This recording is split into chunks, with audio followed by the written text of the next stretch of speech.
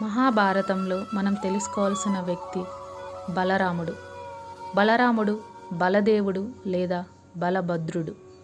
వీరు స్వయం భగవానుడు అయిన శ్రీకృష్ణుల వారికి సోదరులుగా జన్మించిన అంశావతారము.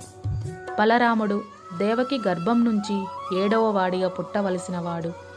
కంసుడికి 7-8 గర్భాల గురించిన సందిగ్ధతను పుట్టించి ఇంకా భయాన్ని పెంచడానికి ఈ బలరాముణ్ణి దేవకి గర్భం నుంచి సంరక్షించి గొల్లపల్లెలో ఉన్న వసుదేవుడి భార్య అయిన రోహిణి గర్భంలో ఉంచారు. ఆ కాలంలోనే ఈ గర్భ మార్పిడి పద్ధతి జరిగింది. అందుకనే బలరాముణ్ణి సంకర్షణుడిగా అంటారు. సంకర్షించడం అంటే అసలైన అర్థం బ్రహ్మ చైతన్యం నుంచి దూరంగా లాగడమని. ఇలా భగవంతుని నుంచి దూరంగా లాగుతూ ప్రపంచ విలాసాల ప్రలోభాలను చూపించేది ప్రకృతి. అంచేత ఇలా సంకర్షణ చేసే ప్రకృతే బలరాముడు. కానీ ప్రకృతి అంటే భగవంతుడి ప్రకృష్టమైన గొప్పదైన కృతి, పని, కావ్యం. కావ్యం కాంతలాగా బుర్రకెక్కలాగా చెబుతుందని చెబుతారు. భగవంతుడనే పురుషుడు గీసిన గిరిలోనే ఉంటూ పనిచేస్తుంది ఈ ప్రకృతి అనే కావ్యకాంత. ప్రకృతి మనను దూరంగా లాగుతున్నా, దూరంగా పోవడం వల్ల కలుగుతున్న కష్ట నష్టాలను అనుభవించేలాగా చేసి తిరిగి భగవంతుడి వైపు మళ్ళేలాగా చేస్తుంది కూడాను. ఆ విధంగా కుటస్థుడైన శ్రీకృష్ణుణ్ణి దాటి ఎప్పుడూ ప్రవర్తించదు. అతి బలిష్టము ప్రకృతి రూపము అయిన బలరామతత్వం. బలరాముడు ప్రకృతిగా, దుర్యోధన పక్షపాతిగా భగవంతుడి దగ్గరే ఉన్న అతనికి వ్యతిరేకంగా ప్రవర్తిస్తున్నట్లు ఔపిస్తాడు. మోసం చేసి సంపాదించిన పాండవుల రాజ్యాన్ని కౌరవులు తిరిగి ఇయ్యాలి లేదా యుద్ధంలో చావాలి అని కృష్ణుడు అంటుంటే జూదం ఆడడము, రాజ్యాన్ని పోగొట్టుకోవడము ధర్మరాజు స్వయంకృపరాధాలే తప్ప వాటిలో దుర్యోధన శకునుల తప్పేమీ లేదన్నట్లుగానే మాట్లాడాడు బలరాముడు. శ్రీకృష్ణుని సాయాన్ని అడగడానికి దుర్యోధనుడు, అర్జునుడు ద్వారకాకు వచ్చారు. కృష్ణుడు వీళ్ళని పరీక్షించాలనుకున్నట్లుగా నిద్రపోతున్నాడు. ముందు వచ్చిన దుర్యోధనుడు గర్వం కొద్దీ తలవైపు, తర్వాత వచ్చిన అర్జునుడు భక్తి కొద్దీ పాదాల దగ్గర కూర్చున్నారు. కృష్ణుడు లేవగానే ఎదురుగా కూర్చున్న అర్జునున్నే చూశాడు సహజంగానే. కానీ బావా, నేనే ముందర వచ్చాను నీ సాయాన్ని అర్థించడానికి అని దుర్యోధన అన్నాడు. నా సాయాన్ని 2 భాగాలుగా చేస్తాను. ఒక భాగం ఏ శస్త్రము ఆయుధము పట్టకుండా ఏదో మాట సహాయం మాత్రమే చేసే నేను. 2వ భాగం కోట్లాది మంది ఉన్న నా నారాయణీ సేన. మీ ఇద్దరిలో చిన్నవాడు, నేను ముందు చూసినవాడు అర్జునుడు కనుక అతన్నే ముందర కోరుకోమంటాడు అని కృష్ణుడు అంటాడు. దీనికి దుర్యోధనుడు అర్జునుడు ఆ పెద్ద సేనను ఎగరేసుకుపోతాడేమోనని బెంగతో కతుక్కుమన్నాడు. అయితే అర్జునుడు శ్రీకృష్ణుడి గొప్పతనాన్ని ఎరిగినవాడు కనుక శస్త్రం పట్టకపోయినా ఎలా నడుచుకోవాలో ఉపాయాలు చెప్పే అతన్నే ఎన్నుకున్నాడు. నారాయణి సేనను సంతోషంగా గ్రహించి దుర్యోధనుడు ఆ మీద తనకు గదాయుద్ధం నేర్పిన బలరాముడి దగ్గరికి వెళ్ళి సహాయం అడిగాడు. నేను కృష్ణుడితో మనకు ఇరుపక్షాల వాళ్ళు సమానమని చాలాసార్లు చెప్పాను. కానీ అతనికి నా మాట నచ్చలేదు. నేనేమో కృష్ణుణ్ణి విడిచి ఒక్క క్షణమైనా వేరుగా ఉండలేను. అంచేత ఇటు నీకు గాని అటు అర్జునుడికి గాని సాయం చేయకూడదని మనసులో నిశ్చయించుకున్నాను. సర్వరాజులు పూజించే భరతవంశంలో పుట్టావు.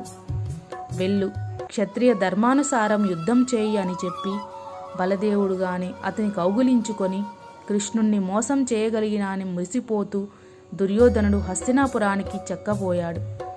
ఇక్కడ యుధిష్ఠరుడు మామగారైన దృష్టద్యుమ్ని, విరాటుణ్ణి, బాలరాముణ్ణి, సాత్యకిని, దృష్టద్యుమ్నుణ్ణి, శిఖండిని, సహదేవుణ్ణి 7 సేనాపతులుగా అభిషేకం చేశాడు. తిరిగి ఈ 7 దృష్టద్యుమ్నుణ్ణి సర్వసైన్యాధిపతిగా ఘోషించాడు. వీరికి అధిపతిగా అర్జున్ని నియమించాడు.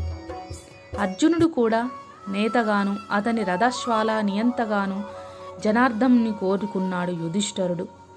ఆ సమయంలోనే మహాయుద్ధాన్ని సన్నిగ్ధమైనని తెలిసి బలరాముడు, అక్రుడు, గదుడు, సాంబుడు మొదలైన వాళ్లతో సహా ధర్మరాజును చూడ్డానికి వచ్చాడు. బలరాముడికి నాగలి రోకలి ఆయుధాలుగా వర్ణించడంలో కూడా అతను ప్రకృతి ప్రతీక అని చెప్పడమే ఇమిడి ఉంది.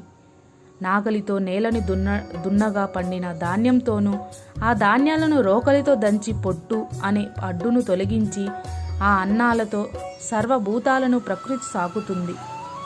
రోహిణి కొడుకు రాగానే ధర్మరాజు కృష్ణుడు, భీముడు, అర్జునుడు, నకల సహదేవులు, ఇతర రాజులందరూ వినయంగా లేచి నిలబడి అతన్ని సత్కరించారు. కృష్ణుడి వైపు చూస్తూ బలరాముడు, ఇక ఈ మహాభయంకరమైన యుద్ధం జరగవలసిందేనేమో. యుద్ధానికి ముందే ఏ దెబ్బలు సుస్థిలు లేనప్పుడు చుట్టాల్ని సహృతుల్ని చూసిపోదామని వచ్చాను. ఎవరెవరు ఈ కురుక్షేత్రానికి చేరుకున్నారో వాళ్ళందరికీ కాలం పక్వమైందన్న మాట నిస్సంశయం. నువ్వు ఒకవైపు ఉండొద్దని నేను కృష్ణుడికి చెప్పాను. పాండవులు మనకెలాగా బంధువుల్లో దుర్యోధన మహారాజు కూడా బంధువే. అతనికి కూడా సాయం చెయ్యి. అతను చాలా మార్లే ఇక్కడికి వస్తూ పోతున్నాడు. కానీ నీకోసమని కృష్ణుడు నా మాట పట్టించుకోకుండా దుర్యోధనుణ్ణి ఉపేక్షించాడు. కృష్ణుడి వినా నేను ఈ జగత్తును కన్నెత్తి చూడలేను. అంచేత అతను ఏం చేయదలుచుకున్నాడో దాన్నే నేను అనుసరిస్తాను. గదాయుద్ధంలో విశారాధులైన భీమ దుర్యోధనులిద్దరూ నాకు శిష్యులే. అంచేత వాళ్ళ పట్ల నాకు సమానమైన స్నేహం ఉంది. కురువంశీయులు నాశనమైపోతుంటే నేను చూస్తూ ఊరకనే ఉండలేను. అందుకే నేను సరస్వతి నది ఒడ్డున ఉన్న తీరాన్ని సేవించుకుందామని వెళ్తున్నాను అని సెలవు తీసుకున్నాడు. ఈ మాటలతో మనకు బలరాముడు తాను పురుషుడు, ఆధీనంలో ఉండే ప్రకృతినని చెప్పకనే చెప్పినట్లు ఉంది. యుద్ధంలో 18వ రోజున 42 రోజుల పాటు తీర్థయాత్రలు ముగించుకొని బలరాముడు వచ్చాడు. భీమ దుర్యోధనులిద్దరూ జరుగుతుండగా అర్జునుడు కృష్ణుణ్ణి, ఈ ఇద్దరిలో నీ ఉద్దేశంలో ఎవరు గొప్ప, ఎవరిలో ఏ ఏ గుణాలున్నాయి, నువ్వు ఎలాగా బేరీజు చేస్తున్నావు అని అడిగాడు. దానికి జవాబుగా వాసుదేవుడు ఇలా చెప్పాడు. ఇద్దరికి సమానమైన శిక్షనే అందింది. భీమసేనుడు బలంలో మిన్న, దుర్యోధనుడేమో గదయుద్ధంలో బాగా పరిశ్రమ చేశాడు.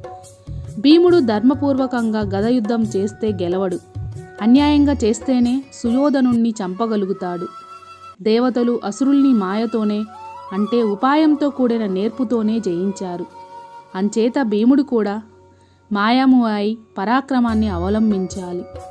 జూదమాడుతున్నప్పుడు సుయోధనుడు తొడలను గదతో విరగ్గొడతానని ప్రతిజ్ఞ చేశాడు గదా, ఆ ప్రతిజ్ఞని ఇప్పుడు పూర్తి చెయ్యాలి. మాయావి అయిన దుర్యోధనుని మాయతోనే నాశనం చెయ్యాలి. అలా కాకుండా బలాన్నే ఆశ్రయించుకొని న్యాయంగా నాభి కింద కొట్టకూడదనే నియమాన్ని పాటిస్తే యుధిష్ఠరుడు గడ్డు పరిస్థితిలో పడిపోతాడు. ధర్మరాజు దుర్యోధనుడితో ఈ ద్వంద్వ యుద్ధంలో నువ్వు గెలిస్తే నీదే రాజ్యమంతా అని బుద్ధిలేని మాటలన్నాడు. భీష్మ, ద్రోణ, కర్ణ, శల్య, జయద్రథ, భగదత్తు లాంటి వీరుల్ని చంపిన మీదట ధర్మరాజు ఈ పిచ్చి మాట అని ఇంతకాలము కష్టపడి చేసిందాన్నంతటినీ ఒక్కసారిగా సంశయంలో పడేశాడు. ఇది ధర్మరాజు తాలూకు పెద్ద అబద్ధమే. ఈ ఒక్కటి గెలిస్తే అతన్ని గెలుచుకున్నట్లే అంటూ ఇందాక గెలుచుకున్నదానంతా పనంగా పెట్టాడు. దుర్యోధనుడు గదయుద్ధంలో ఆరితేరినవాడు. అదీగాక మిమ్మల్ని గెలవాలన్న అతి నిశ్చయంతో ఉన్నాడు.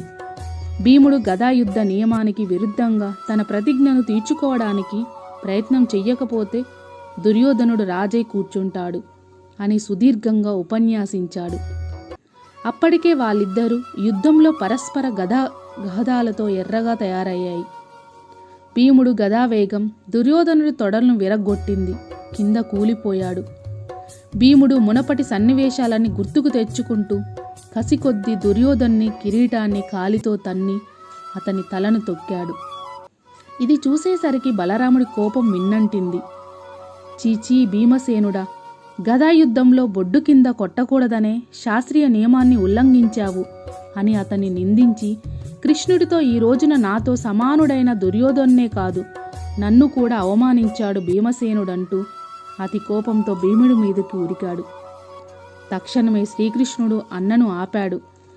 మనకు శుద్ధ పరుషుడైన పాండవులు సహజ మిత్రులు, స్వయాన మన మేనత్త కొడుకులు. అదీకాక శత్రువుల చేత బాగా మోసానికి గురయ్యారు. శత్రువుడైన వాడికి ప్రతిజ్ఞ పరిపాలన అతి ధర్మం. సుయోధనుడు తొడల్ని గదతో వేధిస్తున్నానని సభామధ్యంలో భీముడు ప్రతిజ్ఞ చేసి ఉన్నాడు. తొడలు బొడ్డు కిందే ఉంటాయి. బొడ్డు కింద కొట్టకూడదంటే ప్రతిజ్ఞను తీర్చుకోవడానికి మరో మార్గమేది? అదీగాక మైత్రేయి మహర్షి అడవిలో పాండవుల కష్టాన్ని కల్లారా చూసి దుర్యోధనుడికి పాండవులతో వైర్యం మానుకోమని చెప్పినప్పుడు ఈ దుర్యోధనుడు తొడ మీద కొట్టుకుంటూ అతన్ని కోపాన్ని తెప్పించాడు. ఆయనప్పుడు భీముడు గద నీ తొడతో బద్దలు కొడుతుందని శపించాడు కూడాను. అదీగాకుండా ఇప్పుడు కలియుగం ప్రవేశించడానికి సిద్ధంగా ఉంది.